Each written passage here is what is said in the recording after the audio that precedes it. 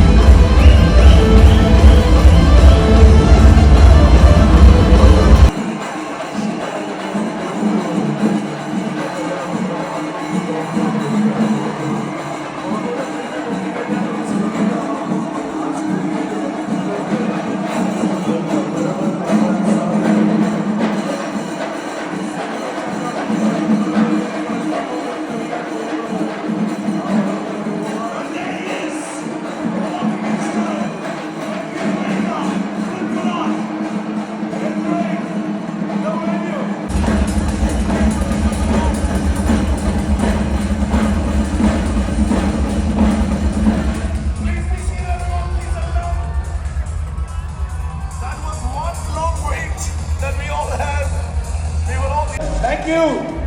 I request all of you to take a look at the screen.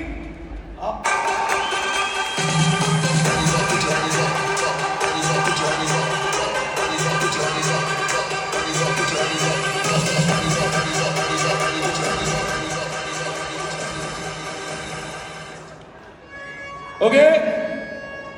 Are you guys ready to hear him speak? It's not you guys. Are you guys ready to hear him speak?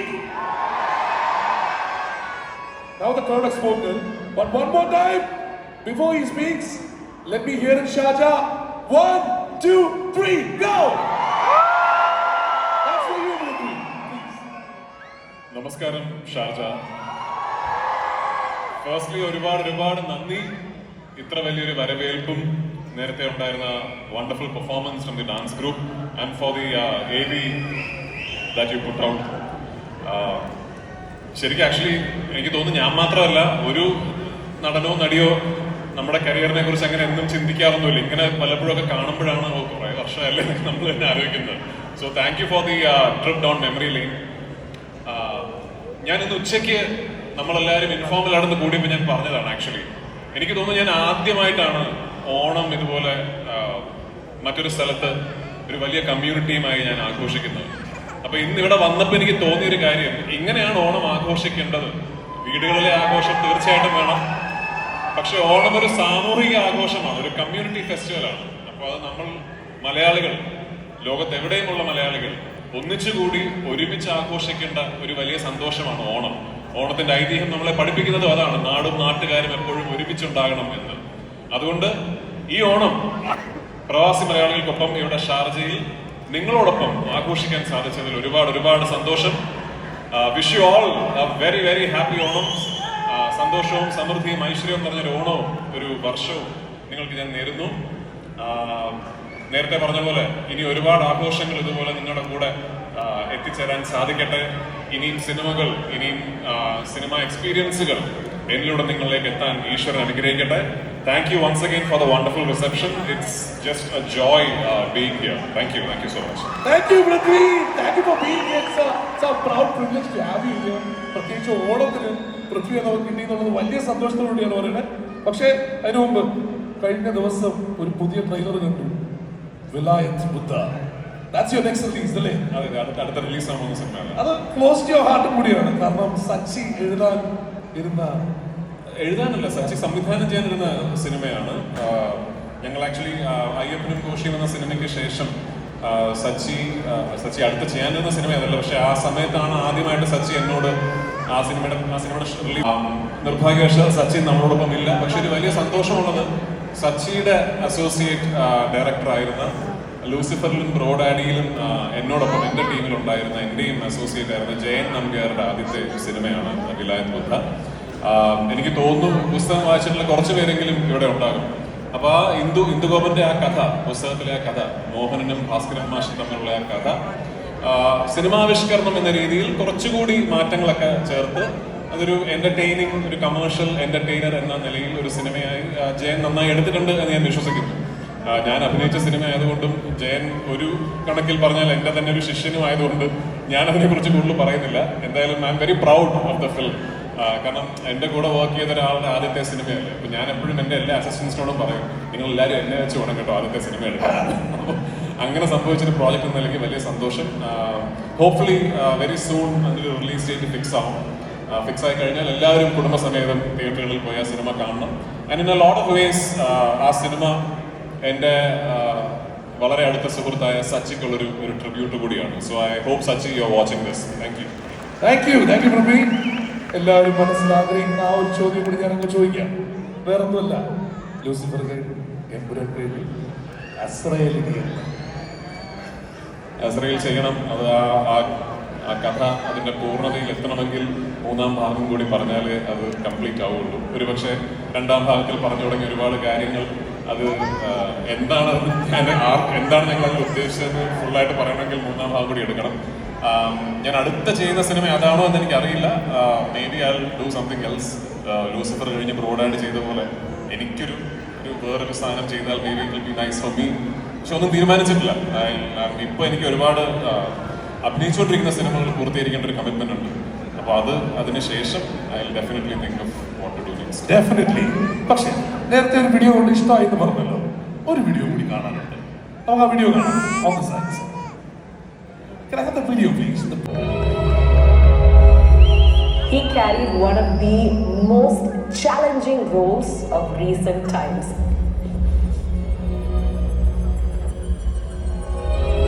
ബെന്യാമിന്റെ Aadujeevitham നമ്മളെല്ലാവരും വായിച്ച് സാഹചര്യം ആ പ്രതിസന്ധിയൊക്കെ മലയാളിക്ക് കാണാപ്പാടമായിരുന്നിട്ട് പോലും വായിച്ചപ്പോൾ നമ്മുടെ ഇമാജിനേഷനിൽ കിട്ടിയ അതേ വേദന നമ്മൾ കണ്ണുകൊണ്ട് സ്ക്രീനിൽ.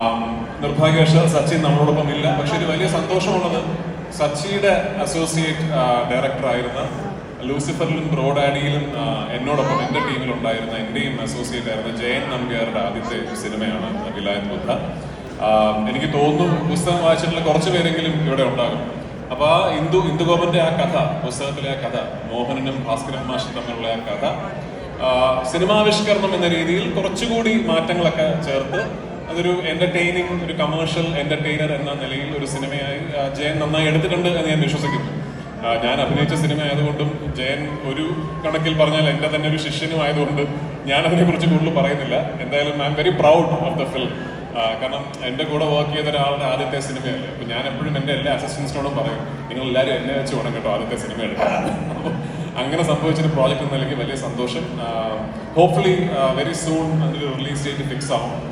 ഫിക്സ് ആയി കഴിഞ്ഞാൽ എല്ലാവരും കുടുംബസമേതം തിയേറ്ററുകളിൽ പോയി ആ സിനിമ കാണണം. And in a lot of ways ആ സിനിമ എൻ്റെ വളരെ അടുത്ത സുഹൃത്തായ സച്ചിക്കുള്ളൊരു ട്രിബ്യൂട്ട് കൂടിയാണ്. So I hope Sachy you are watching this. Thank you Praveen. എല്ലാവരും മനസ്സിൽ ആഗ്രഹിക്കുന്ന ആ ഒരു ചോദ്യം കൂടി ഞാനങ്ങ് ചോദിക്കാം. വേറൊന്നുമല്ല, ലൂസിഫർ കഴിഞ്ഞു, എമ്പുരാൻ കഴിഞ്ഞു, അസ്രയേൽ ചെയ്യണം. അത് ആ കഥ അതിന്റെ പൂർണ്ണതയിൽ എത്തണമെങ്കിൽ മൂന്നാം ഭാഗം കൂടി പറഞ്ഞാലേ അത് കംപ്ലീറ്റ് ആവുള്ളൂ. ഒരുപക്ഷെ രണ്ടാം ഭാഗത്തിൽ പറഞ്ഞു തുടങ്ങിയ ഒരുപാട് കാര്യങ്ങൾ അത് എന്താണ് ഞങ്ങൾ അതിൽ ഉദ്ദേശിച്ചത് ഫുള്ളായിട്ട് പറയണമെങ്കിൽ മൂന്നാം ഭാഗം കൂടി എടുക്കണം. ഞാൻ അടുത്ത ചെയ്യുന്ന സിനിമ അതാണോ എന്ന് എനിക്കറിയില്ല. May be I do something else. Lucifer കഴിഞ്ഞ് ബ്രോഡാഡ് ചെയ്ത പോലെ എനിക്കൊരു വേറൊരു സാധനം ചെയ്താൽ may be it will be nice for me. പക്ഷെ ഒന്നും തീരുമാനിച്ചിട്ടില്ല. ഇപ്പോൾ എനിക്ക് ഒരുപാട് അഭിനയിച്ചുകൊണ്ടിരിക്കുന്ന സിനിമകൾ പൂർത്തീകരിക്കേണ്ട ഒരു കമ്മിറ്റ്മെന്റ് ഉണ്ട്. അപ്പോൾ അതിനുശേഷം I will definitely think of what to do next. Definitely. പക്ഷേ നേരത്തെ ഒരു വീഡിയോ കൊണ്ട് ഇഷ്ടമായി എന്ന് പറഞ്ഞല്ലോ, ഒരു വീഡിയോ കൂടി കാണാനുണ്ട്. നമുക്ക് ആ വീഡിയോ കാണാം. On the sides. Can I have the video, please? He carried one of the most challenging roles of recent times.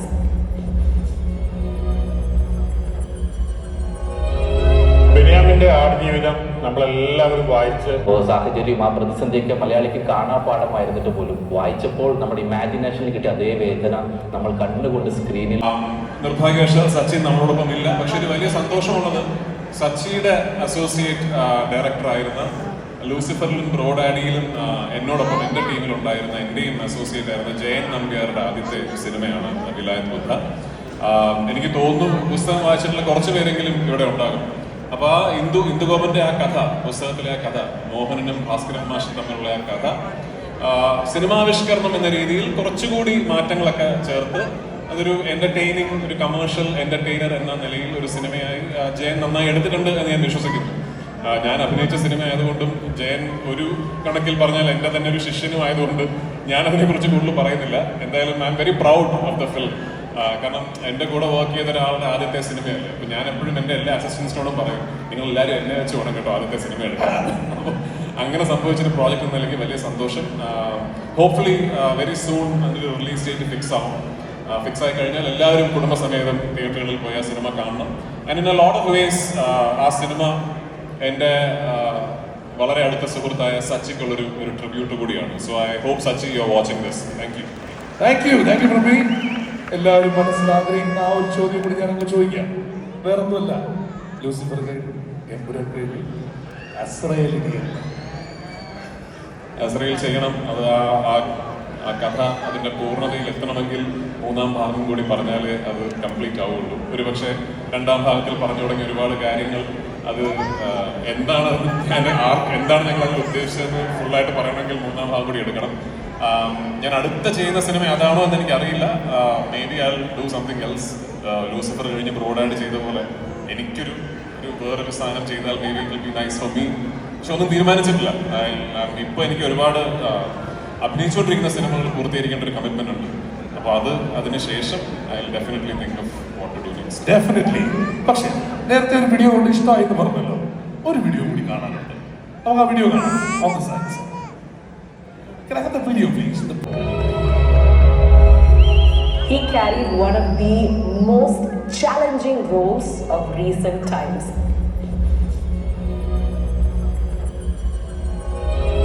ബെന്യാമിന്റെ ആടുജീവിതം നമ്മളെല്ലാവരും വായിച്ച് സാഹചര്യം ആ പ്രതിസന്ധിയൊക്കെ മലയാളിക്ക് കാണാപ്പാഠമായിരുന്നിട്ട് പോലും വായിച്ചപ്പോൾ നമ്മുടെ ഇമാജിനേഷനിൽ കിട്ടിയ അതേ വേദന നമ്മൾ കണ്ണുകൊണ്ട് സ്ക്രീനിൽ Please be seated. But I'm going to tell you, നമ്മളെല്ലാവരും ഇമോഷണൽ ആയിട്ടാണ് ഇപ്പം അത് ഓരോന്നും കണ്ടത്. You went through the whole process. എനിക്ക് അത് മുഖത്ത് കാണാനുണ്ടായിരുന്നു. അവിടെ ആ പഴയ ആ സംഭവങ്ങളെല്ലാം ഇങ്ങനെ മുഖത്ത് മാറുന്നുണ്ടായിരുന്നു. But it not be complete. First of all, what you have to say about this അതാദ്യം കേൾക്കട്ടെ. Then I'll tell you. Thank you so much for all the nice words and for the standing ovation. നമ്മൾ ഈ എല്ലാ ആക്ടേഴ്സും, ഞാൻ മാത്രമല്ല, നമ്മൾ ഓരോ സിനിമയും ഓരോ കഥാപാത്രങ്ങളും ചെയ്യുമ്പോൾ നമ്മൾ നമ്മുടേതായ രീതിയിലൊരു ഈ ആക്ടേഴ്സ് ഇന്റർപ്രിട്ടേഷൻ എന്ന് പറയുമ്പോൾ നമ്മൾ ആ കഥാപാത്രത്തിന് നമ്മൾ ഇങ്ങനൊരു നമ്മളതിനെ സ്റ്റഡി ചെയ്തിട്ട് നമ്മളതിലേക്ക് കൊടുക്കുന്ന കുറേ കാര്യങ്ങളുണ്ടാവും. അതൊന്നും ഒരു 90% ചിലപ്പോൾ നോട്ടീസ് ചെയ്യപ്പെടില്ല. But that's okay. നമ്മൾ ചെയ്യുന്ന ഓരോ ചേഷ്ടകളും അല്ലെങ്കിൽ നമ്മൾ ബോഡി ലാംഗ്വേജിലും ഒക്കെ കൊണ്ടുവരുന്ന ഓരോ കാര്യങ്ങളൊന്നും എല്ലാം നോട്ടീസ് ചെയ്യപ്പെടണമെന്നില്ല. പക്ഷെ then there are some films, some very special films like Aadujeevitham, where you realize that നമ്മൾ ചെയ്ത ഏറ്റവും മൈന്യൂട്ട് എഫേർട്ട് പോലും പ്രേക്ഷകർ അത് കണ്ടു and they realize what we have done. അപ്പോൾ അതൊക്കെ ഇപ്പോൾ I heard somebody saying that ഞാൻ റൊട്ടി കഴിക്കുന്നത് ആട് ചവയ്ക്കുന്ന പോലെയാണെന്ന്. That was deliberate. And you know, അതാണ് ആട് ഭക്ഷണം കഴിക്കുന്ന പോലെ തന്നെ ഇയാൾ കഴിക്കണം എന്നുള്ളത് ഒരു ഡെലിബറേറ്റ് ഒരു ക്യാരക്ടർ പ്രോപ്പാണ്. അത് ഒരു നോർമൽ ഓഡിയൻസ് അത് കണ്ടു, അത് റെക്കഗ്നൈസ് ചെയ്തെന്ന് പറയുന്നിടത്ത് യു റിയലി ഫീൽ ഗ്രാറ്റിഫൈഡ്. അപ്പോൾ അത് thank you so much. And ഞാൻ എപ്പോഴും പറയും, ലൈക്ക് ഒരുപാട് സിനിമകൾ ചെയ്യും, ഒരുപാട് കഥാപാത്രങ്ങൾ അഭിനയിക്കാനുള്ളൊരു ഭാഗ്യം ഉണ്ടാകും, ഇനിയും ഉണ്ടാകട്ടെ. പക്ഷെ there will be once in a while ഒരു സിനിമ അല്ലെങ്കിൽ ഒരു കഥാപാത്രം, ഞാനൊരു നടനായതുകൊണ്ട് maybe for you it will be a life experience. നിങ്ങളുടേതായ കർമ്മമേഖലകളിൽ ഒരു life experience. It will come along that will really change your perspective. നമ്മൾ നമ്മുടെ ക്രാഫ്റ്റിനെ കാണുന്ന രീതി, നമ്മൾ നമ്മുടെ മീഡിയത്തിനെ കാണുന്ന രീതി, ഏതെങ്കിലും ഒരു ഇന്റർനാഷണൽ ഫെസ്റ്റിവലിൽ ആ സിനിമ ഷോക്കേസ് ചെയ്യപ്പെടാനോ, എവറിത്തിങ് ഇസ് നൈസ്, എല്ലാം നല്ലതാണ്, എല്ലാത്തിനും അതിൻ്റെതായ മെറിറ്റ് ഉണ്ട്, ഇല്ലെന്ന് ഞാൻ പറയുന്നില്ല. പക്ഷെ അൾട്ടിമേറ്റ്ലി സിനിമ എടുക്കുന്നത് നിങ്ങൾക്ക് വേണ്ടിയാണ്. നിങ്ങൾ തിയേറ്ററിൽ പോയി ആ സിനിമ കണ്ട് ആസ്വദിക്കാൻ വേണ്ടിയാണ്. അപ്പം നിങ്ങൾ ഈ സിനിമയ്ക്ക് ഏറ്റവും വലിയ അവാർഡ് തന്നു കഴിഞ്ഞു. ആൻഡ് അതിന് ഒരു വലിയ വലിയ നന്ദി. Thank you so much. Like I said, ഒരു വളരെ സ്പെഷ്യൽ സിനിമയാണ്. Thank you. ഈ യാത്ര പൃഥ്വി തുടങ്ങുന്നതിന് മുമ്പേ ഈ യാത്ര തുടങ്ങിയ ഒരാളുണ്ട്. അദ്ദേഹമാണ് പിന്നീട് കൈപിടിച്ച് ഇതിന് മുന്നോട്ട് കൊണ്ടുപോയത്. ഞാൻ അദ്ദേഹത്തെ കൂടി ഇങ്ങോട്ട് ഞാനിപ്പോൾ എത്തിയുടനെ ചോദിച്ചു ഇവിടെ ഉണ്ടോന്ന്. ഇവിടെ Let's welcome.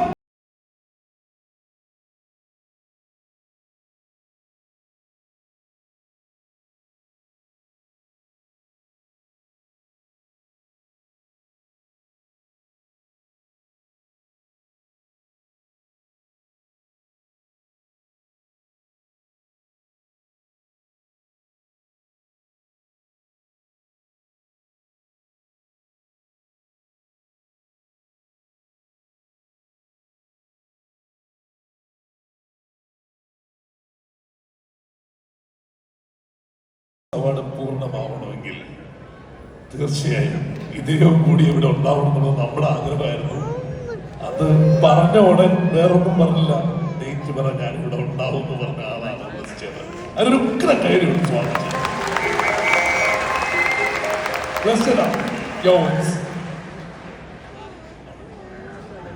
നമസ്കാരം. ഒരു സിനിമയെ, ഒരു നടനെ ഇത്രയധികം ലോകം മാനിച്ചിട്ടുണ്ടോ എന്ന് ഞാൻ അറിയാതെ സംശയിച്ചു. കാരണം ഇത് നിങ്ങളുടെ കഥയല്ലായിരിക്കാം, പക്ഷേ നിങ്ങൾക്ക് ചേർത്ത് വയ്ക്കാവുന്ന ഒരു കഥയാണ് നജീബ്.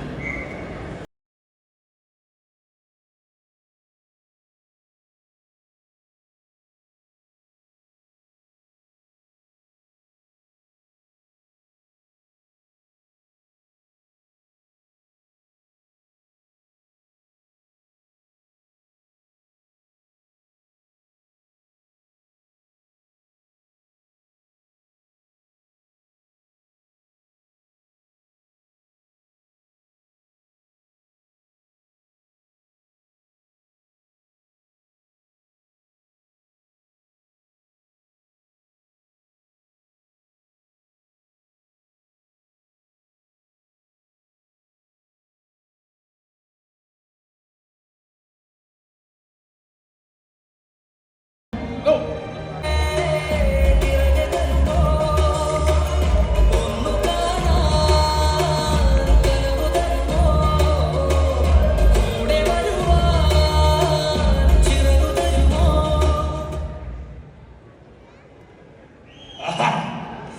അപ്പൊ രണ്ടുപേർക്കുള്ള ആ ഒരു സർപ്രൈസ് കിട്ടിയില്ലേ അല്ലേ?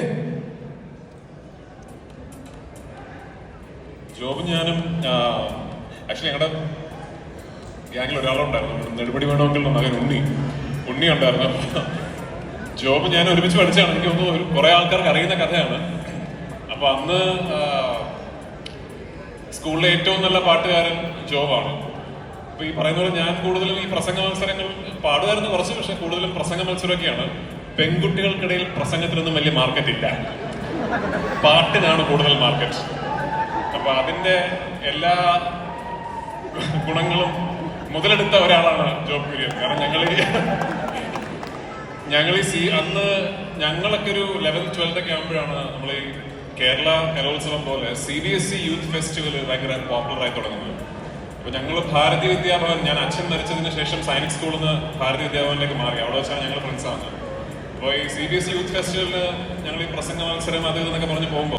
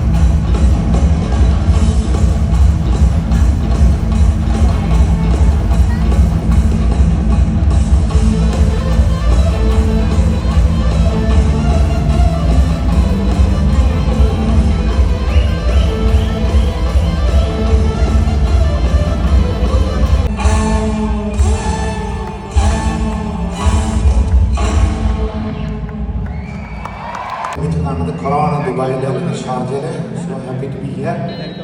സുഖമാണ്. ഒരു സംസാരം ഒരു അനക്കമില്ല. വായിച്ച എത്ര പേർക്ക് ഇഷ്ടപ്പെട്ടു?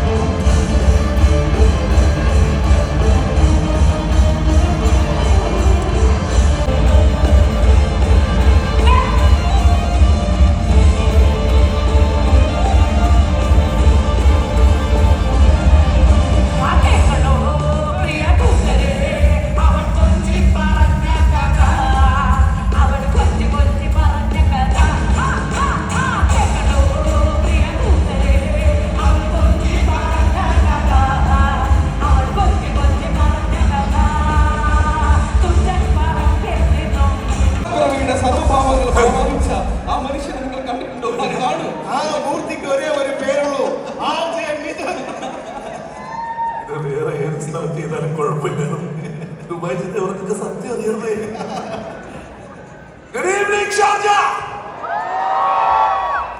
എങ്ങനുണ്ട്? രാവിലെ തൊട്ട് ആഘോഷം തുടങ്ങിയിട്ട് ഓണം മാമാങ്കം പൊളിക്കല്ലേ? മൊത്തത്തെ ആവേശം കുറഞ്ഞ മുഴുവനായിട്ടും അല്ലോ മധു നമുക്ക് മൊത്തത്തിൽ ഇവർക്കൊരു കൈയുടെ ബഹളം കേൾക്കണല്ലോ. ആവേശം വേണം അല്ലേ? Okay, all the ladies, please put your hands together, make some noise. All the gentlemen, please put your hands together.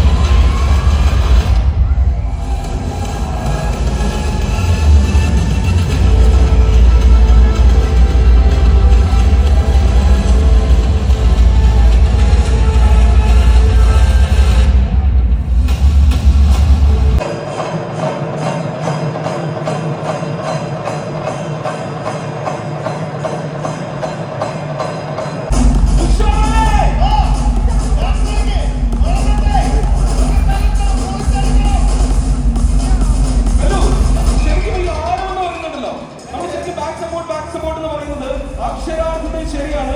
കാരണം ഇവിടെ ഈ വേദിയുടെ ഈ സദസ്സിന്റെ ജീവൻ എന്ന് പറയുന്നത് അത് ഇവിടെ ഇങ്ങനെ കൂടി നിൽക്കുന്ന മനുഷ്യരുടെ ആരവങ്ങളിലാണ്. ഹലോ,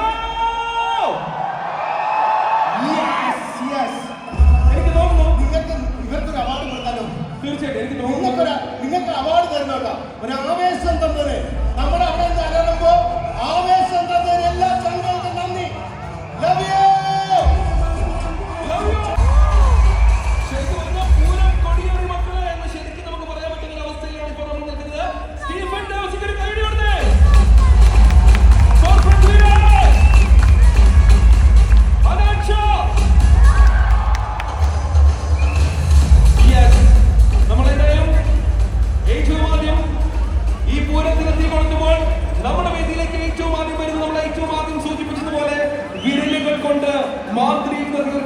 നമ്മുടെ സ്വന്തം കലാകാരൻ സ്റ്റീഫൻ ദേവസി, ഒപ്പം സ്ഫടികം ചെണ്ട ടീമും റെഡിയാണ്. ഇനി നമ്മൾ സ്വാഗതം ചെയ്യുന്നു നമ്മുടെ സ്വന്തം സ്റ്റീഫൻ ദേവസി.